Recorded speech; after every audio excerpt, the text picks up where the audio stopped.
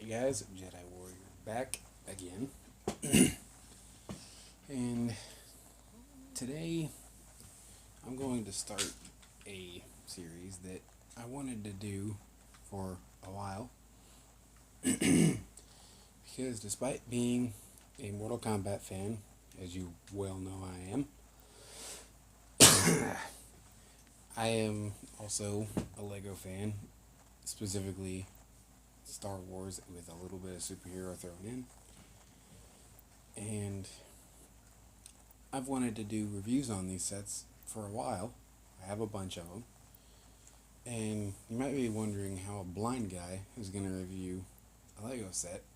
And when you look at reviews from different YouTubers, you see them mostly concentrating on how stuff looks, how the features look, and stuff like that. And I wanted to give my viewers a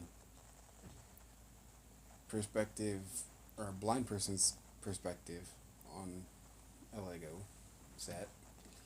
So that's what I'm going to be doing.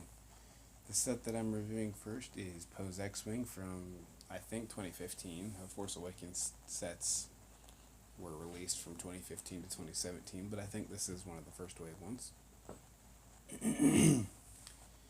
It retailed for $80 at 780 pieces, which wasn't a terrible price to piece ratio.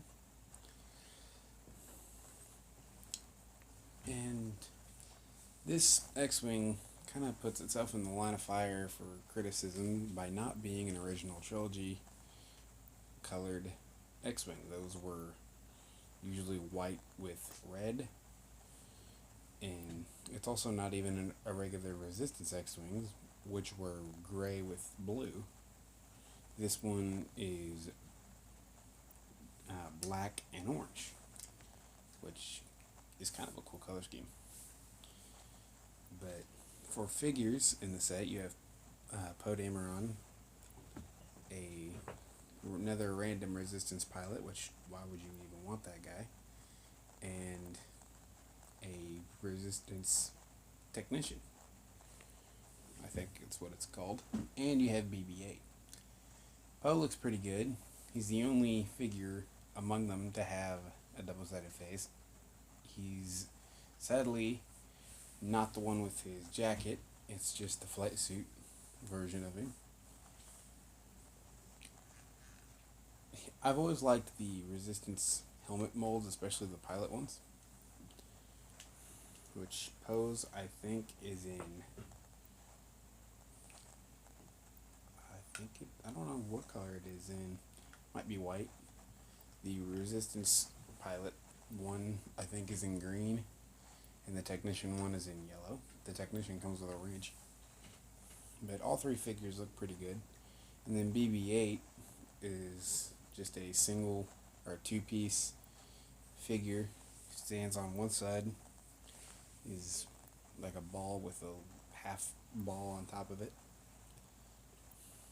He's tiny too. When I first saw that, my reaction was, this thing is adorable. But to start on the X-Wing, first impression for me was it's really long compared to ones or what I was thinking it would be. And that's due in part to the fact that I had the Microfighter from 2014 first, which those things proportion-wise aren't great. Then again, they're not supposed to be. That's kind of part of their charm. So I thought that the X-Wing had a stubbier nose. I thought wrong. But I think this thing looks cool. It's really sharp too. Like it's almost pointed on the front. It widens from the front towards the back. And then you have the cockpit, which that's a new canopy piece for that year. They've used it since then.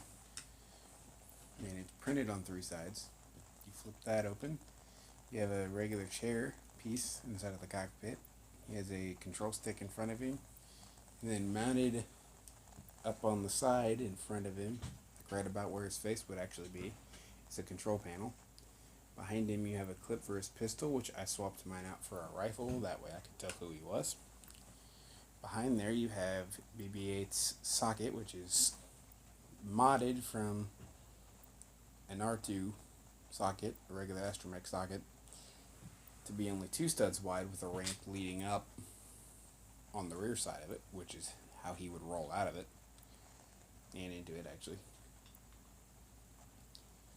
Behind that, you have a gear-driven cam system that runs through the body of the ship between the wings, and it's hidden, but you have a gear on top.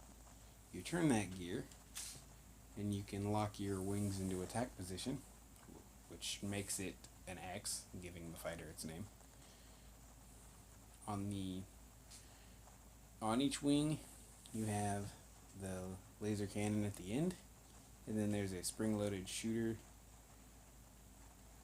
right next to it, which you just hit the tails on those and they will go flying. They're pretty fun to do, but note that you can't hurt somebody with one of those. I shot my brother in the foot once. I don't like the missiles when their tails are exposed, and this one I've seen worse, but it's still pretty out there. If you come at it from the other side of the guns, you're gonna hit the guns first. So you may not hit the tails, but they do stick out a little bit backwards past the guns, so you still might hit them. But if you come at it from any other angle except like straight in front of it, you're gonna hit that. You stand the risk of hitting it. The fact that the wings are not even kind of put me off at first, but it's grown on me. I don't mind it as much. What I mean by not even is that the lower wings are set, I think it's like just a single stud back from the upper wings, which I find funny that they're set back and the engines meet dead on. If you're holding this thing and flying it around, like I'm holding it now, you do stand a risk of knocking the engines off. One of the 4 engines in the back. The one I typically knock off is the top left engine, which they're easy enough to put back on, but it's just the fact that the system they have to put them on there, just it doesn't hold as well as it could. And something I did forget to mention, on the underside of the cockpit, right below where Poe would sit, you have 2 stud shooters, which you just hit the gray trigger and it will shoot one of the little studs, which sighted people have trouble finding these, so imagine how much trouble I have finding them. I'm blind. I'm not going to demonstrate that because despite the fact that I have probably a billion of these things in my spare parts box, I don't want to spend time looking for it. And just forward of that, you have a landing foot, which if you have it all the way down and flat, the nose sticks up a little bit, which is actually accurate. Most planes, and even like ships in Star Wars, when they're landed, their noses angle up just slightly. But if you don't like that look and you want to have it level, you can slide it forward and then flatten out the foot on the bottom, and that will drop the nose a click, and that should be level. But you have 2 side builds in the set as well. One is a little maintenance cart, has a box on it. You have some spare studs in there, and there's clips on the side of the box. You can put your spare spring-loaded shooters in there, which they look huge on the little cart. You can put the technician's wrench in there. I think it's actually a ground crewman is what it's called or what they're called on the box. It's basically a technician. I always knock that off. And the other one is they call it a maintenance ladder, but it's literally just a crew ladder for Poe to get up into the X-Wing. Which it's just one of the old yellow ladder pieces with a little bit of a base on it. I don't have either of these side builds anymore. 1, I don't have space to keep the side builds, and 2, they don't really do much for me. but I do remember what they looked like on this one, so I was able to tell you what they were. But I like this set. I got it, and it was everything I thought it was going to be. A friend of mine had it first. I got to see it, and what I like it for most, other than I wanted a Poe and BB-8 figure, is it's an X-wing, and I hadn't had a full-size X-wing.